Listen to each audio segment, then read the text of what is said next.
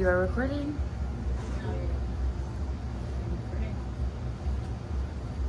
Yo, what it is, what it ain't. This is the Ride Along here on Friday night smoke session. We got the Hoolies in the building. It was packed in here for a little bit, but shout out to Khalid, E-Love, shout out to Info, shout out to Rand. We got Hedo in the building, Hezzy in the building. Oh yeah, word, happy birthday to Khalid. He left out there a little too early. Happy birthday to your daughter, Brooklyn. Word. Happy birthday. Yeah, that's 9 today. Oh, happy birthday. Thank you. A Virgo baby. Yeah. Damn, time, bro. Yeah, time flew like real extremely fast. But we also have special guests in the building here today, BTXE. Hello. Thank you for having us. Yeah, no problem. I can just tell you got the bubbly energy. It's kind of. I did exactly what I said I was going to do, and I kind of forgot your names, but let me try. Nanu? Yeah. Okay. Elisa, I'm sorry, and Bianca. You got it. Oh, 3 for 3, I'm in there. Hezzy just put me on the spot. Hezzy just put me on the spot with one of the most important. That was the most recent one. One more time. What is your name? Yuana. Okay, the whole BTXE is in here. How's everybody feeling tonight? We're so happy to be here. Thank you for having Thank us. you. We appreciate you coming through. We definitely appreciate. Where you guys coming from? Canada? Toronto to be exact.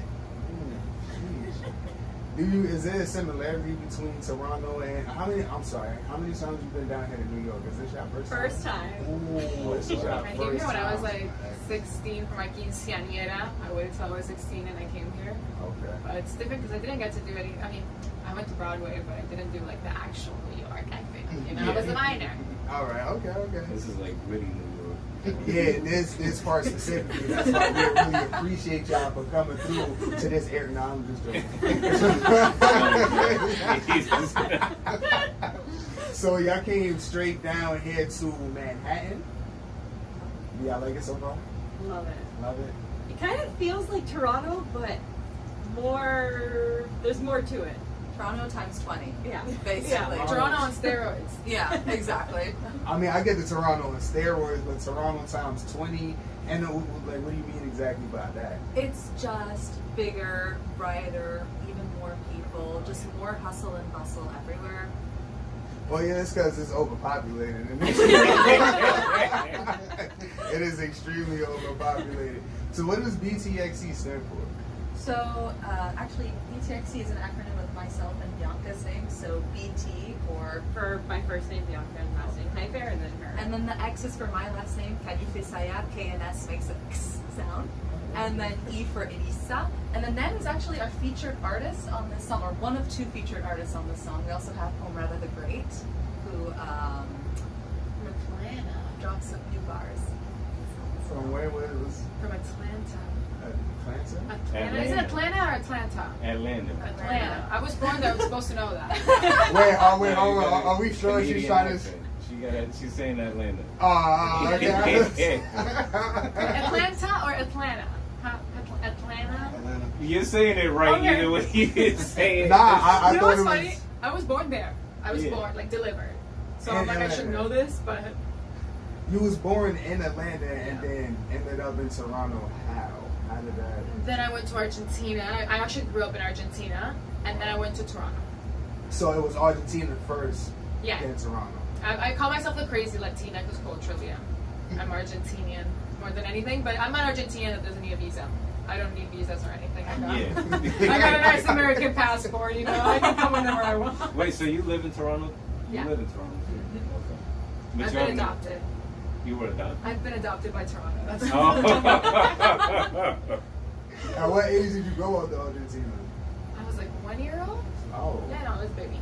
Yeah, so you don't got absolutely no memory of Atlanta at all. But we'll rep it. It's a beautiful city. Yeah, I went yeah, once of course. to see it. I was like, I want to see where I was born. I'm like, yo, this is such a nice city. So. Wait, so what are you guys' nationalities? We are both Canadian. We're French Canadians, actually. Okay. So, born in Montreal, but raised in Toronto. Okay. So how did y'all come about? I know y'all was doing music. Was it in college, or was it when y'all was around 12 years old? We were really young. We were in grade 7 technically when we started, but we started producing our own songs in 2019. Then we had our first release in 2020. So we produced all our music.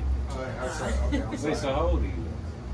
We're You never asked that, that. You Actually, all three of us are 96 babies. Okay, all right. No, because she said 2019 in 7th grade, so it's like. Oh, no. We started, so basically we met when we were 12, 13. Bianca was like this amazing, she was like, whenever she would sing, it sounded like somebody turned on the radio and forgot to shut it off. I never knew that I could sing. She overheard me one day. She's like, you guys, we gotta go. We gotta do a talent show at the school. And then ever since then, you can't get us to shut up. So pandemic happened, you know, you're at home, you're bored. We're like, what if we get into music production? So we like write, we produce, we sing, we do the whole thing. And it's been a ride. And we're here now, so it's just amazing. So do you remember exactly the first song that y'all decided to construct together? Yes, it was actually one of my friends who introduced me to MIDI, and then it kind of just opened up a whole world. Because we already were writing music, we just never put it onto a software. And the minute like he showed us in his studio the software, it was just it was mind blowing, and then we didn't stop. So what was y'all doing before like music? Like what were some of the things that y'all was getting into? Y'all two, Bianca and Elisa. Okay, Elisa. It's a hard name. Y'all was both born in Canada. Yes. So how did the Nanu collaboration? So Am I saying your name right? Yeah, Nanu. All right. Maybe you can say crazy Latina. I don't want to call you crazy. That is so. I'm so proud of being crazy. All right, as long as you're Iconic, chaotic. Okay. Like before, thank you. The crazy Nanu. The crazy Nanu. The crazy Nanu, the crazy Alright, Latina, cool. yeah. Okay, cool. Same difference. I own it. Haven't you seen the Game of Thrones, the first chapter, when the little guy goes like, just tells Jon Snow, everyone is telling you that you're like not the real son, whatever, but if you say you're that, no one's going to be able to use it against you. Exactly. That's how the crazy Okay. Latina came to be. Alright. I'm like, okay, I'm crazy. What the fuck are you going to say now? Well, as long as you got a meaning behind it, because some people just be crazy just to be crazy. We're all crazy. Where everybody's insane. Who's all? Everybody Some of in them this just room? show it, others don't, but we all have different types of insanity. Yeah, I'm not going to deny that. That's I'm not going to deny that. Did you study psychology in any way? No, I'm just a little psycho. I read a lot of philosophy. I have a minor in philosophy. I get snappy. Okay, so how did the collaboration happen between? Because did it start over? with Originally, just it was you two? us. Yeah, we started. So we produced the song, and we wrote our parts, and then we actually reached out to Omeretta the Great to do the bridge because we wanted to rap on it. We're like, God, it sounds so good with a female rap artist on it. Okay. So we reached out to her. We got her on board, and then we wanted someone else. We wanted someone to fill out the intro.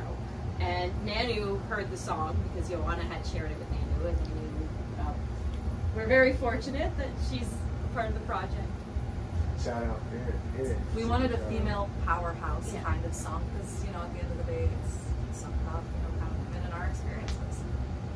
So where did when y'all first started, did y'all have like any type of direction, or was this something where it was just like, yo, we can do it just because we can? I know things change as y'all go on, but was it like really at first, after you guys got together, did your first song, dropped your first song, what was the thought and like the plan after that, to really deep dive in it, or just to see what you can get out of it? I think at first, you know, it was a weird time, right? 2020, 2021. It was a weird time, right? We're kind of stuck at home, and so we were looking to kind of, because Bianca lives pretty far from where I am now. She's in Ottawa, and I'm in Toronto.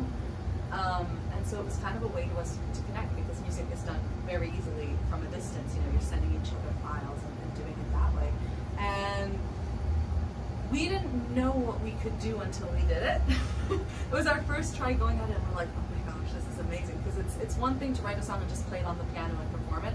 It's another thing to then take it and like produce a whole instrumental, produce a whole track, add in your backing vocals, do the whole thing. That's like a whole different ballgame.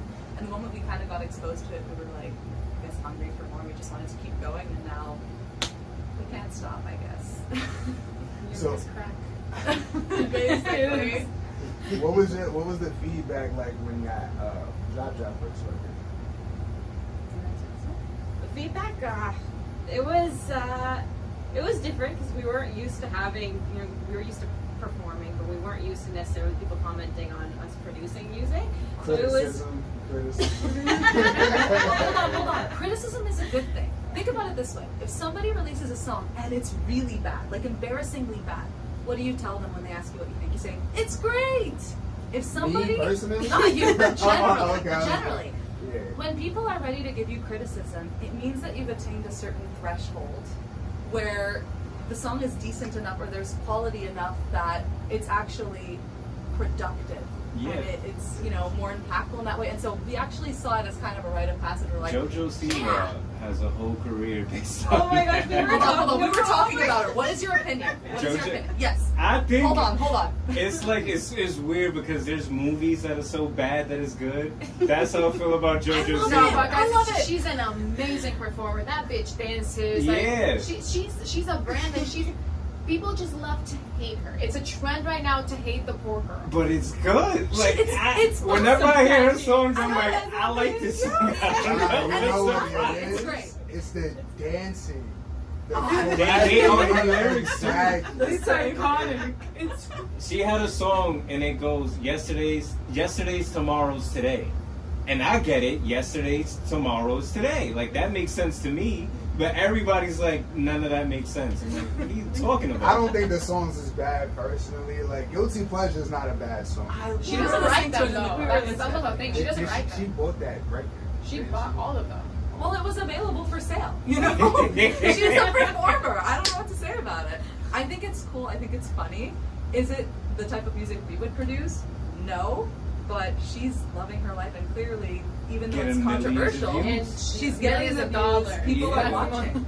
Yeah, like this is a multi-millionaire view. As long as people are saying something, they're saying something. The worst that could be is people saying nothing. Exactly. So speaking about performing, y'all did mention that y'all performed first. Like was y'all performing before y'all dropped records? What was one of y'all favorite performances? Like something that y'all can just like remember, like I really like that. Wait, did you guys this environment. do your own song or did you cover a Back song for then, your so we started off, we were just kids, right? We started off with covers, and the one that comes to mind is Celine Dion's My Heart Will Go On, because I was shitting bricks. I was so nervous. I never performed. I didn't even know I could sing. Bianca was this like amazing singer, and like my best friend. I'm like, oh my gosh, I can't stand next to you and sing.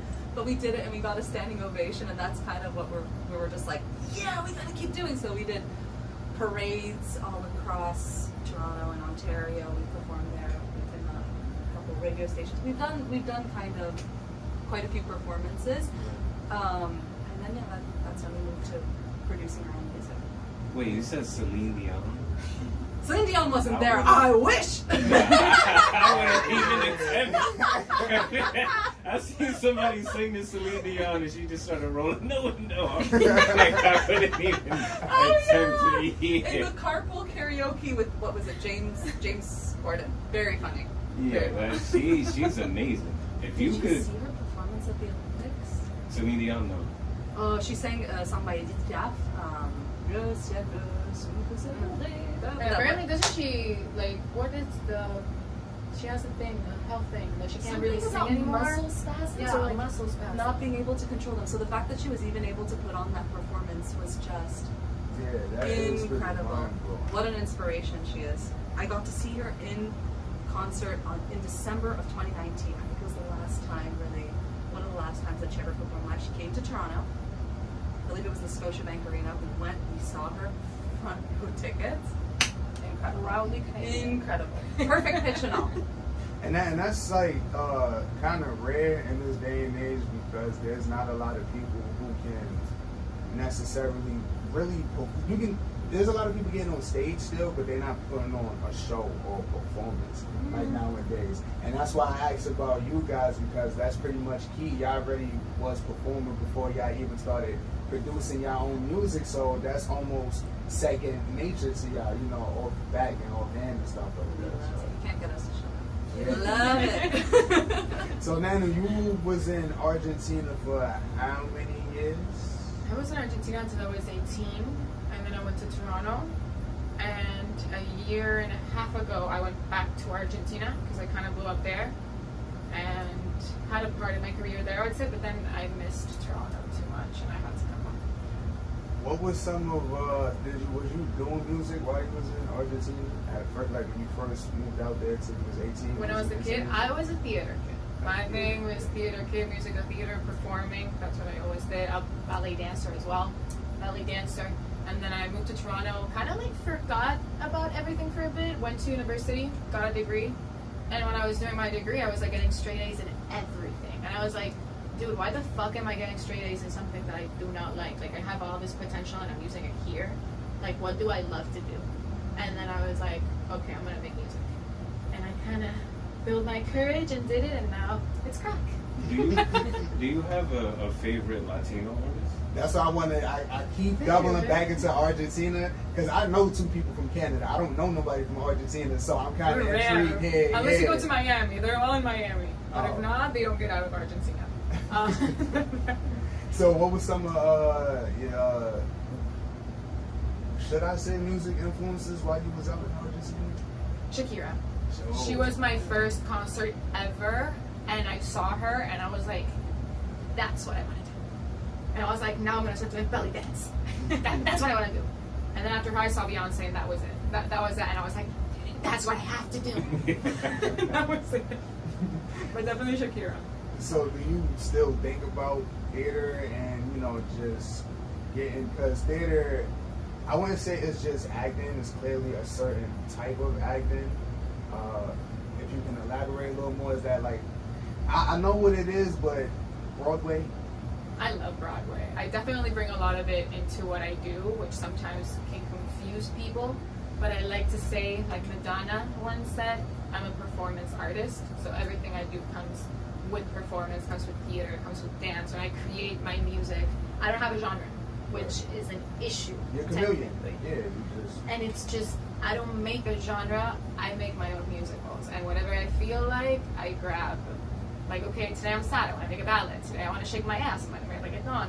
Today I'm kind of feeling like a bad bitch, I want to make some hip hop. And the girls in Rap Me Nightmare, and I'm like, oh, it's so dark and gloomy. And I'm like, oh, I can get into this gothic things. I'm like, I'm all dark and stuff. I like it, so I hopped on here too. But yeah, my thing is performance more than anything. So, what was the biggest change from going from Argentina to Toronto? Besides clearly the move, The weather? Culturally, I think it was a shock. But I realized after 10 years of being in Canada why they give you a citizenship after all that time. Because when I went back to Argentina last year, I was shocked to be in Argentina. I was so, in so many ways, I mean, I'm Latina, no matter where you grab it, I'm so Latina. But there's things that I've grabbed from Canadian culture.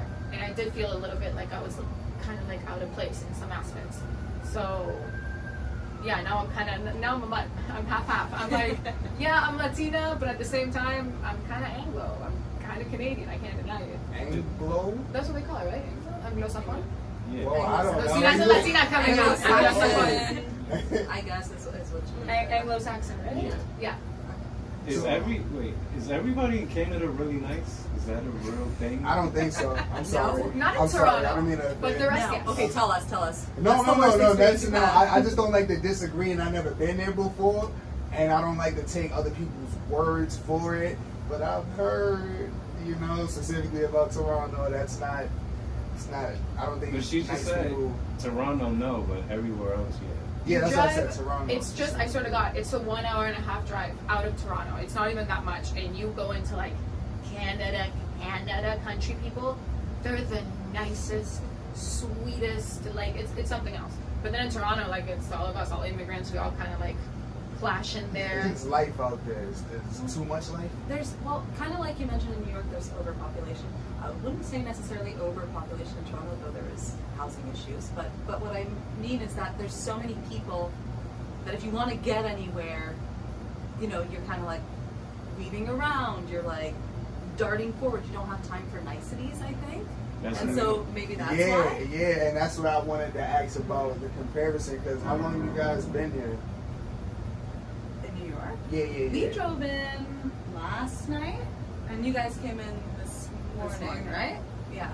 Oh, so y'all never really had all that much time. We're gonna have to come back. You're gonna have to invite us over another time. Oh yeah, for sure. There's a lot to do out in the city. But we have that same mindset. It's like in New York, everybody's just focused on what they're focused on. It's big city mentality. It doesn't have to do with the country. I think you can go to any country in the world, you'll find the rudest people are in the biggest cities, most likely. But in American South, like what I noticed is like guns illegal in other states. So I feel like everybody's nice. Just everybody has a gun. Don't mess with them. You're not disrespecting that guy. Like, you know, New York, you'll bump somebody in the shoulder and keep going. In the South, you know everybody's packing. So I actually didn't know that you're not allowed to carry guns in New York. No. Not we don't know what we allowed to do in the South. But you're allowed to smoke weed because we sell so many shops. Yeah. It's I don't. So why'd you ask? Oh yeah, I smoke trees. Oh yeah, of course. Because it's very legal in Ontario. It's everywhere. There's like on the strip next to my place. There's like 3 shops right next to each other. I'm like, hello, what about business competition? Yeah, he was a little quiet when I asked her. You know, I've actually never tried it. No type of smoke. No. Oh, congrats. Don't ever start, please. Don't ever start.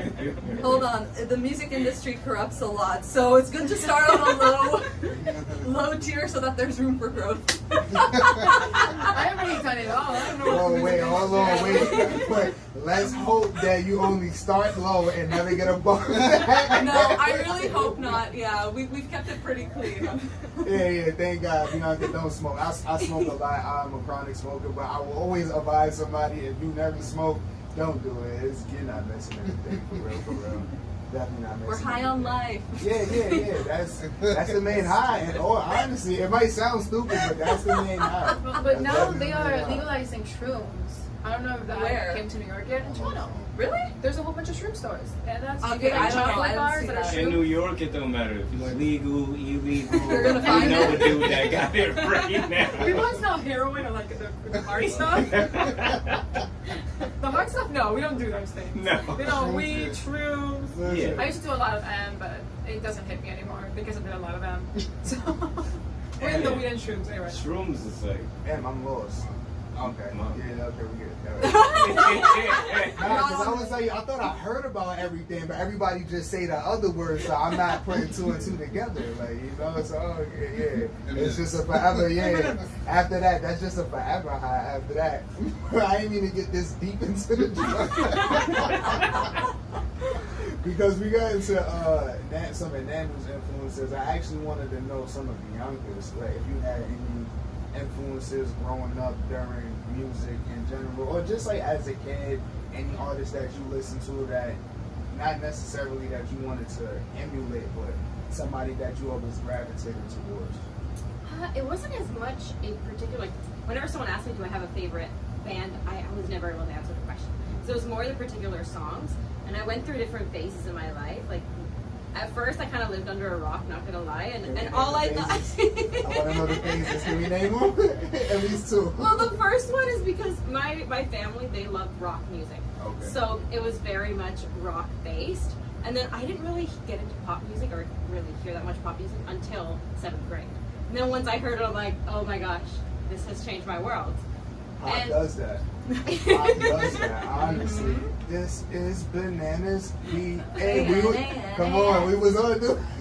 I'm sorry. I feel like the initiation has to be like a prayer from Madonna. That has to be like initiation. Oh, that one's initiation. That's That one's really good. I showered that. Michael Jackson. Goosebumps. That Yeah, actually Michael probably Jackson. was what I heard.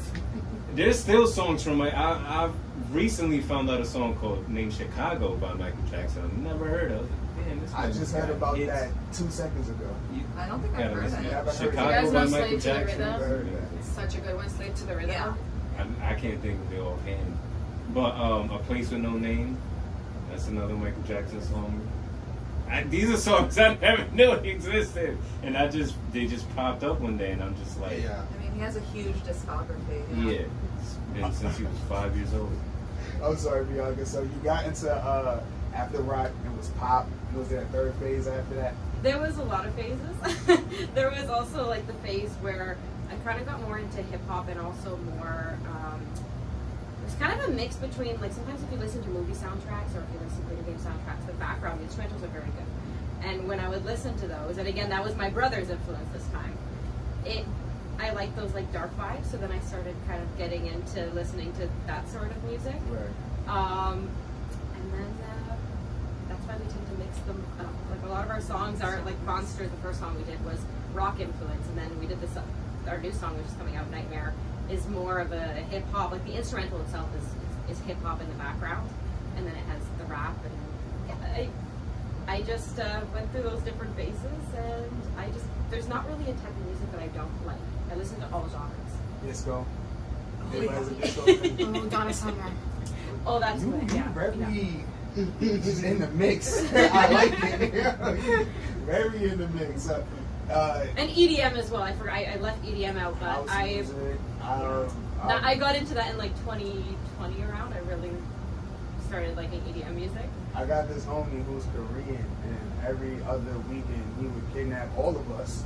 And my homie that was here earlier, and just bring us out somewhere like either in deep Manhattan or in Brooklyn and just party EDM house music.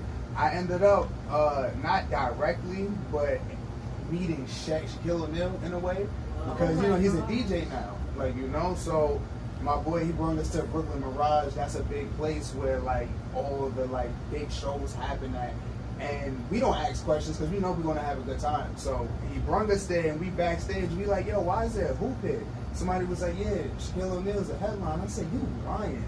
Pulled up in the truck and came out there and was just parlaying with the people for a little bit, shooting around. I was just like, yo, like, that's amazing. So I've been telling a lot of people, I honestly rather I'd rather go to an EDM or a house party type of event more than rap music. Okay. Wow. Yeah, like honestly, Wow. because that music is just different. Like, you know what I mean? Like, I'm really into like the orchestra of music and stuff like that. So I really enjoy that type of sound and everything like that.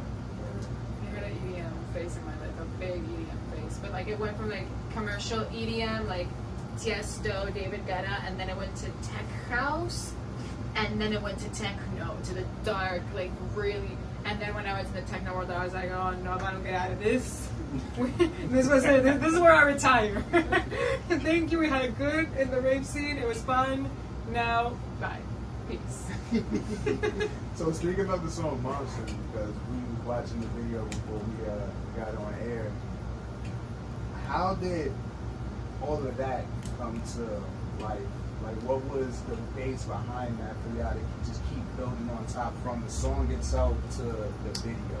What was that whole process, man? It's a lot. Was that a lot? Just like It's the creative process. If you could see, kind of, I'm sure, because you're obviously a very creative person yourself. It's crazy, right? The meaning of the song was really important, so we wanted to kind of, because the song is about personal struggles, mental health related issues, depression, anxiety. That's really what the song is about. And so we wanted visuals to kind of reflect that, the idea of like, okay, I'm dealing with this craze inside my mind. We wanted kind of dark, moody, smoky allusions to drinking problems, things like that. It really came down to that. And the moment that we had finalized the mix, we were already like, we called up Ioana. And that's actually, we met her when we were working on this song. And we were like, okay, this is the visual. We want a 360 camera on the three of us back to back. We want it under moody lighting. We like a scene of us drinking on a couch. So, and then she really helped us storyboard it, and with her direction and the editing and everything. I mean, you said it before, props to her. Yeah, kudos to her for like taking our kind of fragmented ideas and then collating them into something that was cohesive, made sense, and I think told a really visually compelling story. So in a way, you guys was just like, I want to do this, and she was like, well, I can do that. And that's it. That's how it happened. We need the glue. She's the glue. Right. Yeah. Definitely, especially. She makes it happen. Yeah, because there's a lot of people that's just running around with a camera, and that's exactly what they're just doing. Is just running around with a camera. No, not you. She Oh, has a plan. Ioana's got the plan. You thought I was talking about you? No, I definitely wasn't. You're the complete opposite. That's what I was getting into. Jesus. Yeah, being from New York, we've been seeing the same rap video 50 times. Yeah. Same concept, same dudes in front of the same deli. There's no content, and this is why I enjoy, well, one, that song and that music video from you guys, and just anything of that substance, because things need a story. Well, if you like that, I think you guys are already following us on Instagram, Yes, BTXE Music. But check it out, because over the course of the next month, we're going to be releasing a series of shorts with Manu, with ourselves, and with this little guy over here. What's that guy's name? Barry, and he's unbearable. And basically shorts surrounding kind of this guy to promote the release of our new song, also coming out in October this year, called Nightmare. So basically, do you want to tell them about the context, like what the song is really about, and how it kind of ties into... Sure. So, well, the song essentially is about your past coming back to haunt you. And we kind of had this idea about, okay, how do we kind of emulate that? And we came up with the idea with, okay, what if we had, like, your ex gave you a stuffed bear as a gift while you were together, and then you break up, and what if this bear comes into, like, human size and comes back to haunt you? Gigantic Just bear. like an ex coming back all the time into your life, or I'm sure we've all had our... No, I'm following. What I wanted to ask was that she asked you to explain because that was your idea. It was kind of both of our ideas. Yeah, I don't remember how it came to... When we're talking, it's like hours on the phone. We're like, oh yeah, let's talk for 5 minutes, and then we talk for 5 hours, and then it'll be like, yeah, what if it's about an ex? And I'm like, you know, I saw this teddy bear online. I saw that there's like giant teddy bears. What if we make a tiny teddy bear turn into a big one? We wanted to because it's actually a serious topic. It's about kind of feeling the anxiety of bad decisions or things that you regret coming back into your life and kind of replaying in your mind and not allowing you to move forward and progress as a human. Right. But that's really serious, and so we're like, okay, we already did the serious video with monsters. Can we tell this story in a funny way, kind of comedic way, while still kind of getting the message across? Right. And I wanted to ask you guys, because you said you was going to be coming out with series. Are y'all into TikTok? Are y'all on TikTok? We're trying to be. Okay, so is that why y'all taking this to the Instagram with the reels, or? So yeah, we're gonna do it on Instagram. We're gonna post them on TikTok as well. I'm personally not somebody who understands the short form video content. I love it when like somebody drops a 1 hour video on YouTube. I'm like, get the popcorn, boys, let's go. There's nothing to understand, to be honest with you. Just do it. Like, that's how everything is, like, with Instagram now. Like, yeah, you can have your own format and stuff like that, but Hedo's actually one of the ones who really broke it to me about how all of that stuff worked, and he actually, because it switches every other while, so he be in tune with all of that. But what I get from most of that is just, you gotta do it. Like, just, there's no, like, real... Long form video is great. I feel like it becomes more of a connection when you have more, like, you know, like I watch a lot of YouTube. I love YouTubers and stuff like that.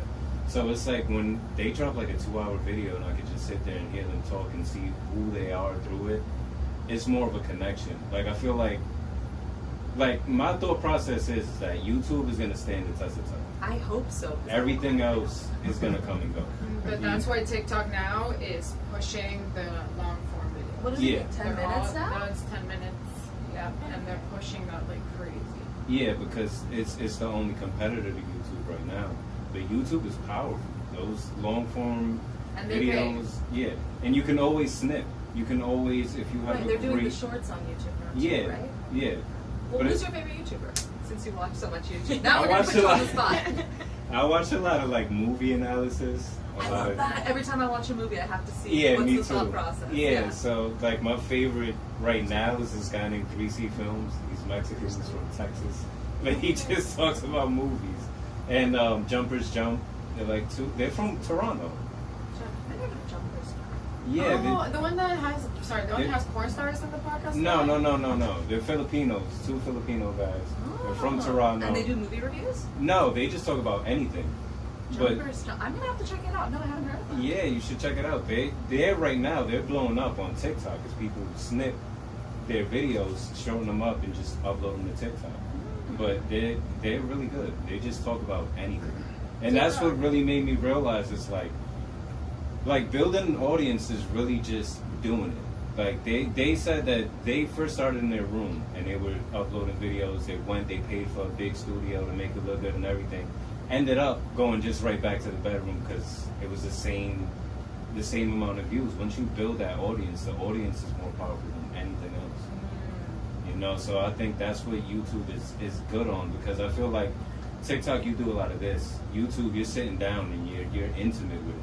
So if you do behind the scenes of how you guys get it done, or you're just going around your city and you put that up, eventually it's gonna build something. Like, even if it's 30 people watching, those 30 people are watching and they're gonna watch the next thing, rather than you hit 1 million views on TikTok because you did something. It's not the same. Once you see the follow-up, like you click some, like it's just consistency. Like on YouTube, somebody has 1 million views, you click their next video, they probably have 800,000, close to what they had before. Yeah. TikTok, it'll be 2 million, you see their next one, 78.k. It's like, it's not. TikTok is an algorithm too. Like, they will put you in a certain niche in a certain algorithm, and then getting out of that, like that happened to me. I did really well on TikTok. I hated it. I didn't want to do that shit. I was like, this fucking shit is for fucking kids doing stupid fucking things. I'm not doing that stupid fucking shit. But a little birdie told me that you're big on TikTok, and I didn't mean to gloss over the fact that you said you went back to Argentina because you got popping over there too, and I'm just now piecing it together. And it just ended up being me just talking in my room. And that shit ended up being viral. Me just ranting and doing videos talking. What was the problem?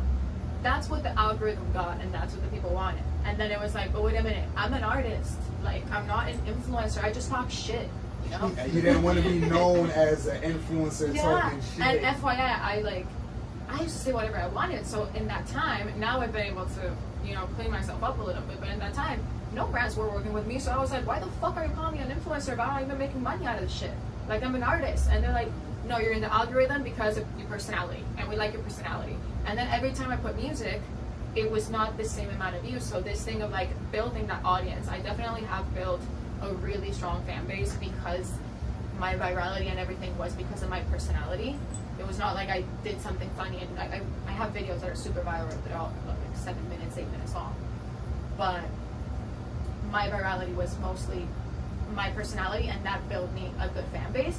But it's still today, to push music, it is still work, because that niche is, whenever I promote my songs, I have to get really, really creative, and I have to talk about them. I have to tell a story. I have to be like, guys, like my first hit, my first viral song, I told a story of how my ex got caught watching. I'm sorry, I ain't even what's the egg? Come on, don't be modest. Don't be modest. I told the story of my ex getting caught watching the video clip, and in the video clip I'm wearing nipple pasties, and I said that that's why my ex cut off his wedding, because for some reason, I'm always, you know, lurking, and I saw that he called off the wedding, and I'm like, but what happened? Coincidence? You know, I'm like, why is this off? You know, he said that I was too expensive, and went with this one, and now the wedding's off. Like, what's happening? And I mean, I'm gonna confess that I kind of made up the story, and I was like, it was because he got caught watching my video clip with my pasties and my titties out. So me telling that story made everyone go see the video clip and made the song blow up. But every time now that I promote my music, I always have to think like, oh, how am I gonna get creative with this shit for these people to go there? Because TikTok will put you in a niche, and fuck, you want to get out of that niche, you might as well just open a new account. But I could just tell by your character, like, even though you might have an argument with yourself back and forth about how you're going to get creative, I feel like it's a little fluent, like with you, like it runs like, you know, water, like it's a blessing and a curse. Your personality is just there. Well, use it. If you feel like you use too much of your blessing, use that curse. I just think that people can be, all publicity is good publicity. People can be really basic, and a lot of times they can't concentrate on, like, when you're multifaceted and can do more than one thing, they're like, no, you have to be in a box, you know, your personality. And it's like, no, but even being a personality is an art in itself. Charisma is an art in itself. If I'm doing something like, and they just can't get that concept, and then you make music and they don't take you seriously just because it's like, oh, but you're talking. So what, I have to shut up and be super mysterious for you to take me seriously in my music? Like, it doesn't really make that much sense. But sadly, I had a time where I stopped talking, where I got so jaded that I like stopped talking and I didn't want to do TikTok, and my TikTok would be me watching myself putting my song in the background. And then I was like, okay, maybe I have to talk. The numbers are not looking so good. We're going back to talking. Yeah, but stuff like that, I've seen things like that go viral though. Like, you know what I mean? But like you said, it all depends on your niche and what you're really aiming for. And then of course you don't want to always just be held in that box of somebody who's just complaining on TikTok. Like, you know what I mean? Because there's a lot of people that I came across on TikTok. Well, I didn't even know you did music. Like, I know you for being silly.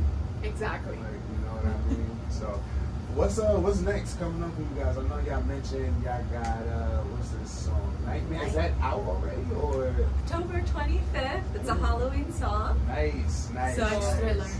The next Thriller. The next Thriller. So video and everything. We're not going to do a music video. We're doing just that kind of story sequence to kind of piece together. It'll be kind of like a puzzle, little short 10 to 30-second clips leading up to the release of the song. Have you thought about doing more clips? I know it's probably like in the future, but you're trying to focus on this, but more clips after that, because I could honestly, there's not too many people that come up here that I wouldn't mind watching, like, you know, just that everyday. You guys, I like your personality. Y'all all creative in your own way. Like to have 3 different personalities in one, like that's something to watch and something to watch for, especially for the growth, because you know it's still a lot more room to grow from this and on out. So I would definitely enjoy watching over y'all. I think, like you said, we kind of have to. When I think about my personal life, I've heard other people say, "Oh my gosh, you do so many things." But when you're living it, you're like, "I do nothing." Why would anybody want to watch what I'm doing? Like, I'm boring. But I can see how, from an external perspective, you know, I'm doing music, I do other sorts of things. I'm a singer, I do other forms of arts as well. It's like, okay, I'm always, there's not a single day of the week that I don't have a packed schedule from the beginning of the day all the way through to the night. So it is interesting. It's just, in my mind, because it's just mundane for me, right? Yeah. So, you know? but you're right that you kind of have to play that game. We have to get into that short form content because that's what I think society is into at this moment in time. Right. They call it the future. They say that nowadays the best thing you can do is not do a video clip and do short form content, and then see if the song blows up with short form content, and then you do your video. That's smart. So, okay, if this song goes viral, we'll make a music video. Or just make a music video. You like music videos? Either which way I get to watch it, I just do it. You know what I'm You're saying? so sweet. Thank you. As an artist, I hate that because I love making, like, to me everything is about the whole concept, not just the song. And I'm like, I need to make the music video, like I need to make it. And they're like, no, promote the song first. I'm like, shut up. Let me do it. So do y'all have any performances coming up in the near future? Or y'all Hopefully just... soon. We're gunning to start performing in October. Hopefully, really push that Halloween thematic with the Nightmare Halloween kind of release. So hopefully we'll be performing on some stages in Toronto and elsewhere. I have to sing tomorrow, and I'm like, God, this is Are what you Lady excited? Gaga talked about. No sleep. No, but are you excited though? I am excited. I think the adrenaline is going to help me. I am a little bit nervous because it is a really long set, and I haven't slept. Like, I got to New York, we slept, 3 hours? We're doing all this, now you have to go to Times Square, and then the flight leaves at 6 in the morning, and have to get there. I sleep 2 hours, gotta do makeup and hair, and go to the show. So, how do you kind of cope with that? Like, you just go do it? Like, you don't... no energy drinks, no coffees? No, because coffee does not. You can't sing well with coffee. Tea.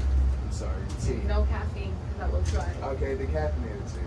No, I think the adrenaline is going to get me through it. After I'm done the show, though, that's it. Crash. That's going to be a crash. Yeah. Well, it's always good to be busy, but that sleep is always key because you don't want to look like you're halfway asleep when that's... Not saying you will. I'm sorry. I'm not putting that out there. But at the same So time, I gotta articulate better because she thought I was saying He's that talking she actually was about me. she hasn't slept. What is it? 48 hours? Yeah. 48 hours she hasn't slept. We're on only 24, so we got another 24 to go before we can match. Y'all scare me. I need to do more stuff.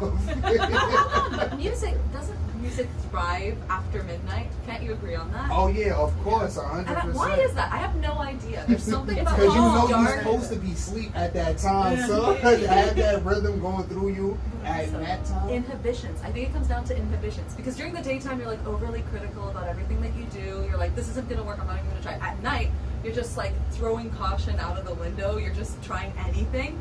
When you wake up the next day, 50-50. It's either the most amazing thing you came up with, or it's gonna sound like shit. Yeah.